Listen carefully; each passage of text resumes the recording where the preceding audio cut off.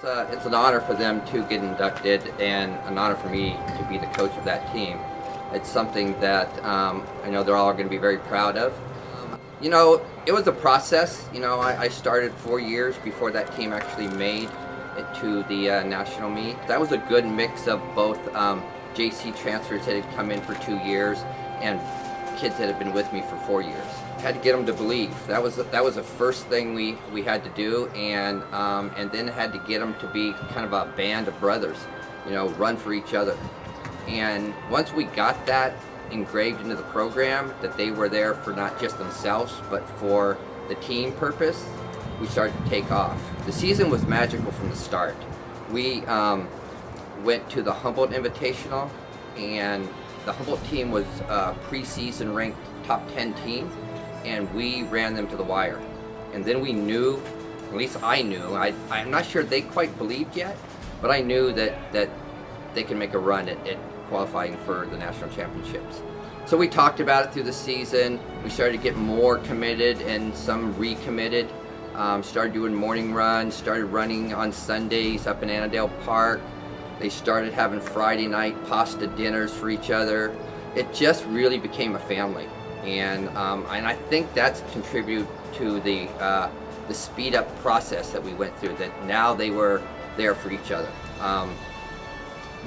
Next meet we went to UC Davis for an invite, ran against some D1 schools, held our own, finished about 4th or 5th in that meet, but we beat some good D1 teams along the way. After that, we went off to the Stanford invite. We won Stanford, small school division. That kind of was a stepping stone for us, and it kind of put game on for us. We were now getting recognized by other teams throughout the state, Division II wise, and people started talking about Sonoma State as a up and coming, watch out for this program. That took us into conference. Conference was a great meet for us. We didn't win it. We lost to UC Davis by a few points, but we took 1, 2, 3 individually there that shocked a lot of people. I had a saying that I used to tell the kids that in the later part of a race, it's like ducks are on a pond. You got to go hunting. And so we just started hunting down people, and the top 3 guys ended up 1, 2, 3 in that. It was a great meet for us. That took us on to regionals. Regionals was kind of an adventure for us. First time to really going down there with a shot at being able to qualify for nationals, how we were going to handle the pressure. Took a van ride to go down there. One of the kids on the team said, "Hey, I know a shortcut. Highway 14 will take us down to Riverside faster." We take that, and the van breaks down. So now we're stuck in like a place called, I think, Palmdale, and with a flat tire. Car can't get to a place that can fix it for about, I don't know, maybe 3 or 4 hours.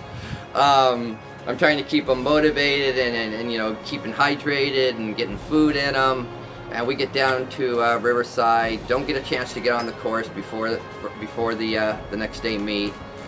We go to bed, we get up, and I'm doing the best I can to keep their spirits up. We'll be okay. All we need to do is run well enough to qualify for the nationals. And by golly, they sucked it up, did a great job, and we made it to the national meeting. We got as high as 9th in the country, which for a school that didn't offer athletic scholarships of any kind, to get a bunch of kids who, weren't quite good enough maybe to go to programs with scholarships, to come in here and dedicate themselves to trying to achieve a status of getting to a national meet with very limited talent maybe, but a lot of desire and hard work, and we did it. And we went there and competed. We got 11th.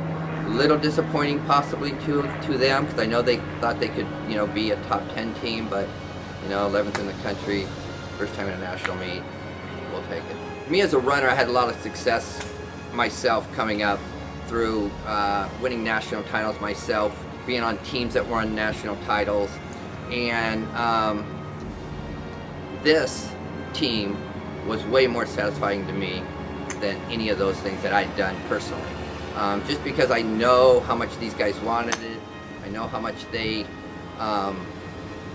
worked hard to get to that point to be considered a national class team, and I was just so proud of them. I mean, the top 7 runners on that team was Mike Stone, who was really a national class runner individually by himself, ended up being an All-American in the 1500.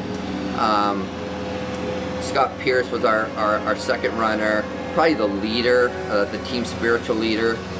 Phil Cox was, I would call, a silent assassin.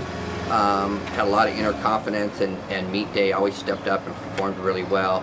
Mike Fink was a local runner from Cardinal Newman. We had Eddie Esponda, which is another local runner from Casa Grande.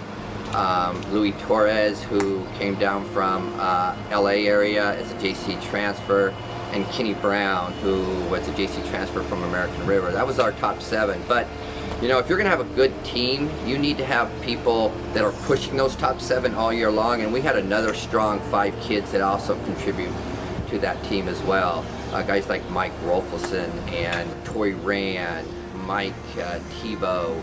You know, some kids like that. Chip Anderson from American River that came in as a JC transfer. So those kids also help this team along the way get better. And that's what you need. You need kids from the bottom pushing the tops.